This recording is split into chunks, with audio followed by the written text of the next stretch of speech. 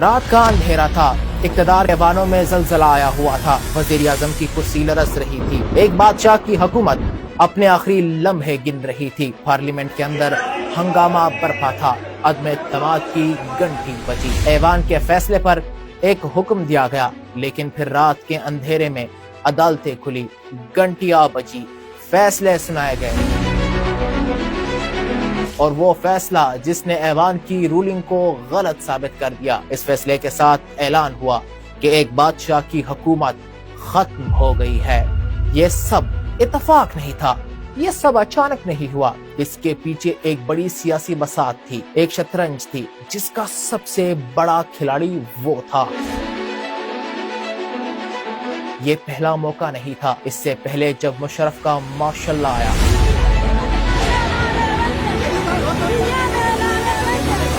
تو جس نے سب سے پہلے للکارا وہ یہی تھا، وہی آواز، وہی جرت، وہی ڈٹ جانے والا کردار وہی تھا۔ 1980 کی دہائی، جمہوریت کا نام لینا جرم، اور ایک نوجوان اپنے عظیم والد کی وراثت سنبھالے، سڑکوں پر ماشاءاللہ کے خلاف پہلی تقریر، یہ آغاز نہیں، ایک شعلے کا جنم تھا۔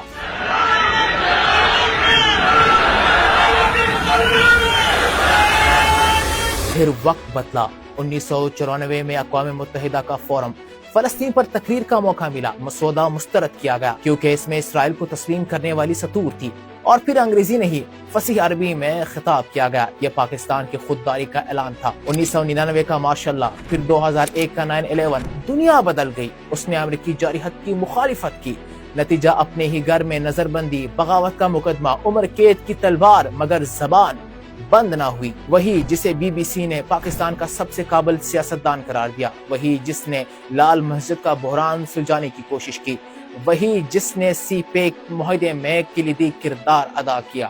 وقت نے کروٹ لی، حکمران بدلتے گئے، لیکن ایک کھلاڑی اپنی جگہ قائم رہا، کبھی اقتدار کے سامنے کھڑا، کبھی اپوزیشن کا سہارا، کبھی نظام کا ضامن، کبھی حکومت کا توازن۔ اور پھر آیا وہ لمحہ جب بکھری ہوئی اپوزیشن کو ایک پرچم تلے جمع کرنا تھا، جب سیاسی جنگ کو فیصلہ کن موڑ دینا تھا، تو قیادت کس نے کی؟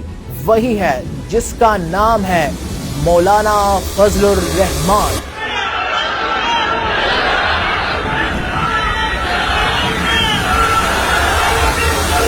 جی ہاں، ہم بات کر رہے ہیں مولانا فضل الرحمان کے بارے میں۔ مولانا فضل الرحمان 21 اگست 1953 کو حضرت مفتی محمود کے گھر پیدا ہوئے۔ ابتدائی تعلیم چاچا خلیفہ محمد سے حاصل کی، پھر دارالعلوم حقانیہ کوڑا خٹک میں داخلہ لیا، اور 1979 میں سنت فراغت حاصل کی۔ تعلیم کے بعد جامعہ قاسم العلوم ملتان میں تدریس شروع کی، مگر مفتی محمود کے انتقال کے بعد سیاست میں قدم رکھا۔ 1980 میں کراچی میں پہلی سیاسی تقریر نے انہیں جماعتی سطح پر معروف کر دیا۔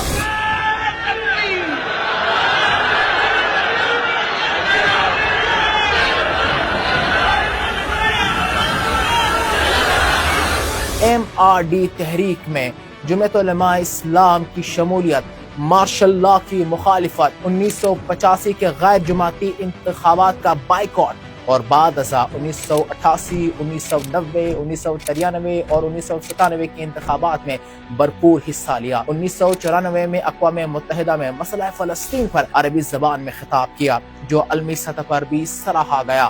بعد ازاں مولانا فضل الرحمان نے متحدہ مجلس عمل MMA کے قیام میں کلیدی کردار ادا کیا، جو 2002 کے انتخابات میں نمایاں کامیابی کے بعد خیبر پختونخوا میں حکومت بنانے میں کامیاب ہوئی، اور وہ خود قومی اسمبلی میں قائد حزب اختلاف منتخب ہوئے۔ 2008 کے بعد کشمیر کمیٹی کے چیئرمین بنے اور مسئلہ کشمیر کو عالمی سطح پر اجاگر کیا۔ دینی اقدار کے تحفظ، ختم نبوت کے حلف نامے کی بحالی، افغانستان پر امریکی حملے کے خلاف احتجاج اور اسلامی دفاعات کی بحالی کے لیے آواز بلند کرنے والا مولانا تھا۔ مولانا کا سیاسی سفر دینی و قومی امور میں سرگرم اور متحرک کردار کا عکاس ہے۔ 29 فروری 2016 کو غازی ممتاز قادری کی اڈیالہ جیل میں پھانسی دی گئی۔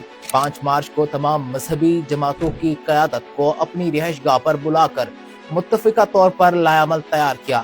اجلاس کے بعد پریس کانفرنس سے خطاب کرتے ہوئے قائد جمعیت مولانا فضل الرحمان نے فرمایا کہ تمام مذہبی جماعتیں اس پر متفق ہے کہ ممتاز قادری کے کیس انصاف کے تقاضے پورے نہیں کیے گئے اور یہ ایک عدالتی قتل ہے۔ اس طرح پنجاب اسمبلی سے پاس شدہ بل غیر شرعی اور خاندانی نظام اور اخلاقیات کو تباہ کرنے کی مغربی سازش ہے، جس کے لیے 15 مارچ کو لاہور میں بڑا اجلاس منعقد ہوا اور اس میں اگلا لائحہ عمل تیار کیا جائے گا۔ تحفظ نسواں بل پر حکومت کی پسپائی۔ فروری 2016 میں پنجاب اسمبلی نے تحفظ نسواں بل کے نام سے ایک اور بےہودہ اور غیر اسلامی بل پاس کروا کر مغربی قوتوں کو خوش کرنے کی ناکام کوشش کی، جو مذہبی جماعتوں کو لگتا تھا، جس کے خلاف قائد جمعیت نے آواز بلند کی۔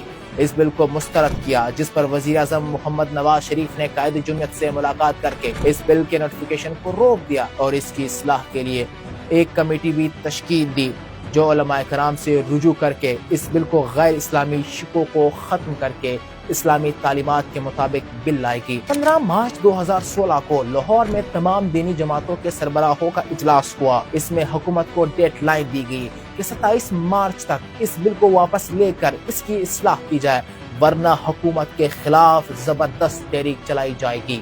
2018 کے عام انتخابات میں مولانا فضل الرحمان پہلی بار قومی اسمبلی سے باہر ہو گئے۔ انہوں نے ڈیرہ اسماعیل خان کے 2 حلقوں سے الیکشن لڑا، لیکن کامیاب نہ ہو سکے۔ انتخابات کے بعد انہوں نے نتائج تسلیم کرنے سے انکار کیا اور کہا کہ الیکشن شفاف نہیں تھے۔ یہی وہ موقع تھا جب وہ اپوزیشن کی سیاست کے مرکزی رہنما بنے۔ انہوں نے دیگر جماعتوں کو ساتھ ملا کر پاکستان ڈیموکریٹک موومنٹ یعنی PDM بنائی۔ PDM کے پلیٹ فارم سے انہوں نے عمران خان کی حکومت کے خلاف تحریک چلائی، جس میں دھرنے، جلسے اور لانگ مارچ شامل تھے۔